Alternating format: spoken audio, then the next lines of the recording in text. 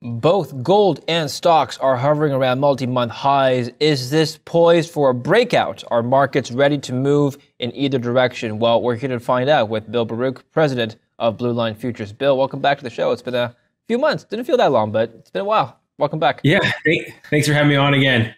Okay, Bill, you were right about calling for the stocks to go higher. You were on the show in March. You had called for stocks to grind higher, even though valuations, some would argue, were overstretched. We're going to talk about that today. But before that, I'd like to just get your thoughts on the trades you like. I'd like to find out what you're trading right now, your positions, and some of the best performing assets that you held on to year to date. I mean, listen, we have a nice diversified portfolio of stocks on my investment advisor side.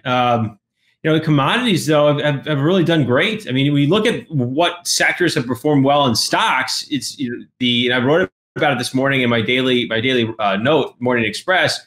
Yesterday to start the month, it was energy's huge move, almost 4%.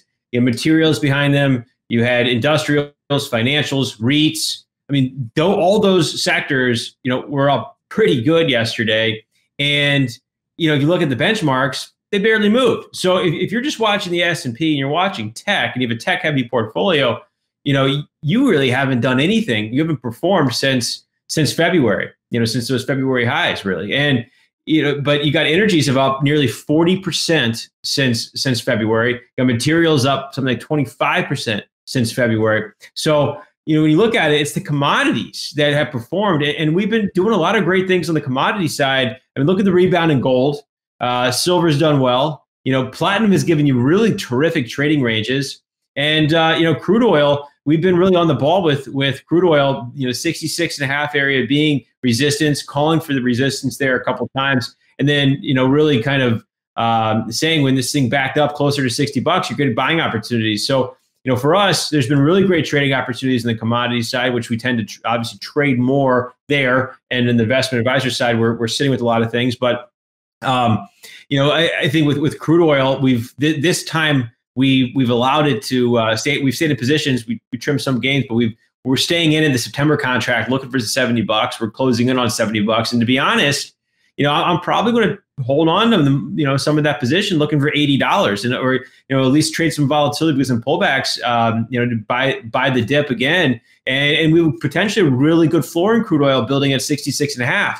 And on the equity side, like I said, you got energy stocks, energy sector getting nearly 40% over the last 4 months. So if you're heavy energies like we are, you've done really good. If you're heavy materials, you've done really good. And there's some you don't want to forget tech though. I mean, just look at today. PayPal is breaking out of a downtrend line, 260. It's a level I've been talking about a bit there that they can move, and Microsoft has been giving some really good support levels. So you can't forget about tech. You just got to be more selective. Or Nvidia, I can't forget that. Nvidia is just ripping. So there's a lot of things out there performing. If you're looking at the market, the way the narrative is telling you to look at it right now. Mm-hmm. One thing that hasn't been performing, relatively speaking, is the U.S. dollar. Let's take a look at the DXY. Now it's been sliding all month, and I wonder if this sliding action is going to continue. What do you think? I don't think we're going to move until we get through non-farm payroll. And that's sort of what we're seeing here. I mean, you're right. It's sold off really sharply. We're at these January lows right now. Do we break lower? Before I dive into the dollar, though, everybody talks about the dollar index. The dollar index is a basket of currencies. It's 57% the euro. What's important, though, is to look at the Chinese yuan. And the Chinese yuan is actually against the dollar breaking out above the 2013 trend line. We've pulled back in the Chinese yuan the last 2 or 3 sessions. So it's coming in a little bit. Maybe that's kept a lid on some of the metals in recent days. But the Chinese yuan is breaking what is almost nearly a decade-long downtrend. So keep a pulse on the yuan. I think with that, too, is you've heard the People's Bank of China and some of the officials over there really talk down the sort of excessive trading in the metals, excessive prices, frothiness in the metals. And they're talking that down because they want to see prices lower so they can buy those prices. They can buy better with the more valuable yuan. Their currency's traveling farther, and they're going to get better prices. So that's the way they're looking at it there. Same way Goldman Sachs puts a recommendation out. Goldman Sachs is calling for $80 crude oil. you better bet they're long crude oil. They're talking the book. So back to the dollar, though, non-farm payrolls Friday. And I think the dollar is going to consolidate into Friday. And that's where we're going to break either lower or higher. It depends how that report is. Remember March's number, everybody got really bulled up on jobs. Jobs are coming back. Heck, we even did. It was hard not to. But then April was a massive disappointment. And really with revisions lower in March and then the April miss, we didn't make any progress at all. And so do we start seeing jobs continue to come back? But a quick glance to the ISM manufacturing data to start the week on Tuesday, the employment number barely had any expansion. It was a huge miss. If you're looking at ADP payrolls tomorrow, come in the non-farm payroll Friday. So we'll have to see. It looks, it feels like the dollar gets some end of the month positioning, swings back and forth. That tends to happen just end of last week, and the same thing to start this month too. So it's really going to rely on jobs. What do we see from non-farm payroll on Friday, and that's going to give us the directional break in the near term if it goes higher, and potentially a new fresh leg lower if it breaks lower, and power commodities like gold higher. And what's the connection between the jobs numbers and commodities like gold, for example? So let's say you've got lower than expected non-farm payroll numbers coming out Friday. What would that mean? Would that imply that the Fed is going to keep rates low, which would be bearish for the dollar, I assume, which would also be bullish for gold? Is that a fair connection to make? Yeah, it's all about their timeline to tapering. And I'm going to say it. I've said it before. I applaud the Fed. The Fed has done a terrific job.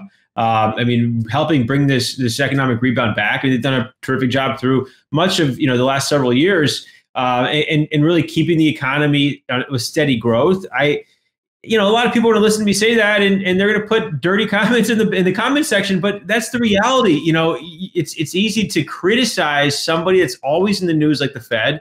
And the reality is that they've done a really great job. Remember, they are going to be slow in tightening policy because they are worried about a lot of job loss at the bottom, the very bottom barrel of the job loss there. And that's like you saw Fed Chair Powell in a 60 Minutes interview talk about people who are the hardest hit. But this, the other side of the coin is this policy has continued to fuel markets higher. And that's the question is, who's really benefiting from this policy? It's the traders and big banks or big funds. Those are the ones that are benefiting of it more than those who don't have jobs, obviously. So it is a touchy subject. But at the end of the day, like you asked, more for your question is this jobs number, how is it going to affect commodities like gold? And so if we have a miss and we don't have jobs back, it continues to extend the timeline for the Fed to keep their bond purchases at the pace they are through the end of the year, and they're not going to taper policy. So what that does is it continues to weaken the dollar. It sort of keeps being a ceiling to the rate environment, and you see treasuries, the prices kind of get lifted up as those expectations change if a jobs number misses, and gold is going to be the beneficiary. Gold is at a big retracement level, 1915 to 618 retracement level. We have a little bit of a peak area that I think it would run to if non-farm payroll misses on Friday. We should see 1940 in gold. Okay, now we're going to come back to gold, but I want to touch on the Fed because you are right. People have criticized the Fed. One of the criticisms of the Federal Reserve and of their policy is that if you take a look at just the money supply, the M1 kind of looked like this for many years, flat, and then boom, skyrocket up a straight line last year. And the fear there is that it's going to cause inflation to run out of control. And like you saw in April, we've got 4.2% annual CPI year over year, which was the highest it's been since 2008. So is inflation a concern for you, Bill?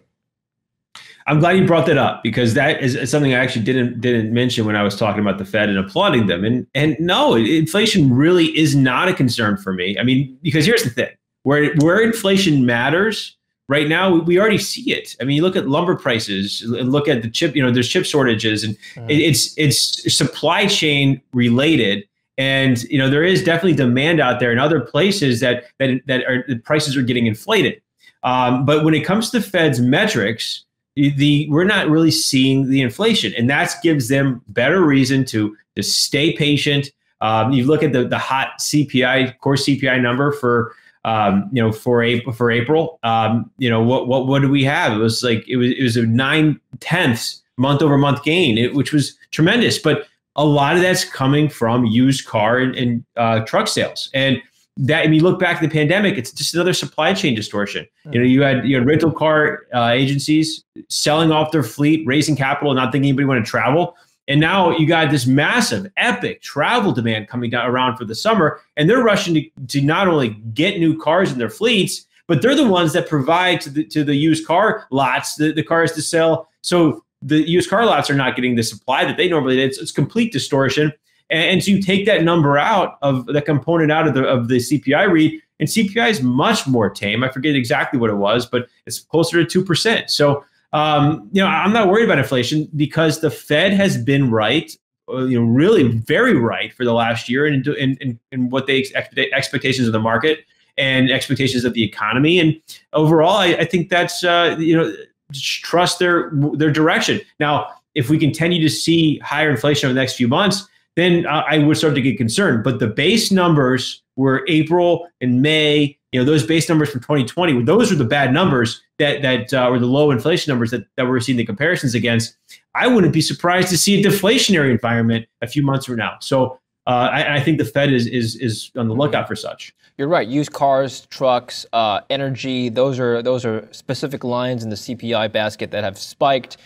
Do you think these spikes are transitory then, Bill? Do you think eventually, let's say you were using the used cars example, do you think prices will stabilize downward? Yeah, I do. I think, you're seeing crude rally today, but core CPI, it removes food and energy.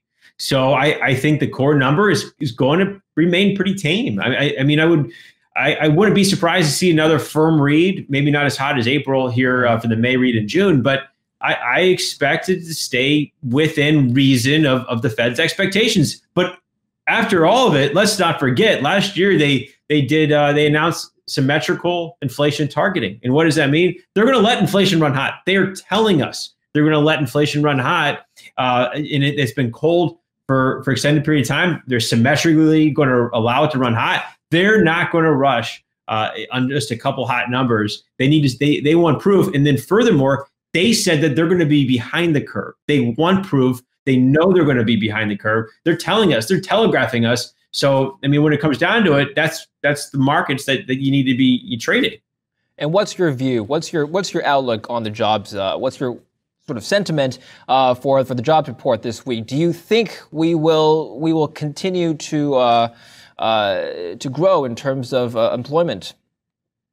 Yeah, I do. I listen. I think any number. Any analyst talking about a number. Look at what happened last month. It was way off. I think it's definitely suppressed my expectations. I'm looking for something probably around 500,000. And but the wage numbers matter, and some of the industries where those jobs are getting gained as well matter. So I think that's what we're going to kind of look for, but 500,000. And the other thing that's coming out on Friday, of course, is a budget proposal by Biden. He was the budget proposal has already been released. It's the full documents online. Biden will be talking about it on Friday. Now, $6 trillion is sort of the highest on record so far. It's people are talking about it. People are concerned about the amount of debt they're raising, potentially what this means for the dollar, for inflation and whatnot. What's your view? Is it a large number? Yeah, it's a large number. A trillion here, trillion there. It's become normal now. But you look back, I think Trump's budget for 2021 was high 4 trillions. Yeah, and every budget sort of trumps the previous one. So this budget. Is it to be expected? They're talking about infrastructure. They're talking about family relief. Is it a surprise? No, I think $6 trillion was well within reasonable expectations of given what he ran his campaign on and what we've already seen from the infrastructure discussions and the family relief discussions. So I think it's more for the media to talk about and then us to understand where policy's heading. And linking it back to the dollar now, I've heard the argument that this higher budget proposal is going to weigh down on the dollar. Do you see any relationship whatsoever? Listen, the dollar's already sold off, so I think there is some correlation there. It's nothing new. So it's a reason why the dollar has been depreciating over the past year, and it's going to continue that way if we remember though, the market is already priced in, what we're seeing now. So we need to see, the budget itself is not going to be a catalyst to move the dollar lower. And then it's also a matter of what is the dollar being valued against. See this morning, one of the reasons, which is Wednesday morning, one of the reasons the dollar was higher is you had, talk of COVID variants, a bad retail sales number in Germany. So there was some safe haven bid in the dollar. What's the dollar paired against? And that's where, where it matters too, is do the euro and the pound and the yen have reason to rally right now? We think so. And that's going to suppress that basket of currencies, against the US dollar. So remember, the dollar's always paired against something as what's going to move it. Now, let's close off with gold and stocks now. Gold first. Now, 1900s is the sort of the range you're looking at. You talked about earlier with me. So, what are some of the key drivers now? Basel III is coming up. Is that one of the things you're looking at? Yeah, I think that could be a catalyst where we've already seen it as a catalyst, and I was really been perplexed over the past year. Open interest in gold was not what it was you'd expect, and the managed money, overall the net long managed money in gold was really not near historic highs when gold was making a record high last August. I think that really perplexed me and scratched my head. And, so overall, I think at the end of the day, there's been an underlying reason. And I think you hear about these conspiracy theories for years, JP Morgan selling, silver, selling gold, keeping a lid on these rallies. And you know what? I do to some degree agree with that. I mean, there's banks out there that have systematically sold paper metals when these rally, and that keeps a lid on it. Now, this Basel III, it's going to change around some of the regulatory actions that these banks can have, allows them to hypothecate their gold. So it's unallocated and allocated assets. And if these unallocated assets are, could shake things up a bit. And I think theoretically, for me, in simplistic terms, it's telling me that you're going to see the open interest, which is getting a flush out a little bit over the last year. It's taking some of who has been sellers out of the market. You're potentially seeing shorts cover positions, buying to close, and then at the end of the day, too, there is potentially less theoretical gold out there, less supply, and that's an equation for me that tells me higher prices. Yeah. All right. Well, excellent. We'll follow up on that later this summer. And finally, the S&P 500 is what, 4,200 points? Yeah. I mean, it just keeps trekking up there, trucking along like a train. Is it frothy right now for you, the levels, or do you expect this to grow even more? I mean, frothy, it's a good term in the sense, I mean, there's times or periods when I think the market is frothy and then it sort of cleanses itself. I think we went through that. I mean, I strategically try to pick a top, I guess you could say it, 3 or 4 times a year. And from the advisor side, if I take on some decent put exposure, protection exposure, and catch that, like, just even 1 or 2 of those moves, I look at that as a success, adding terrific value to portfolios over the long term.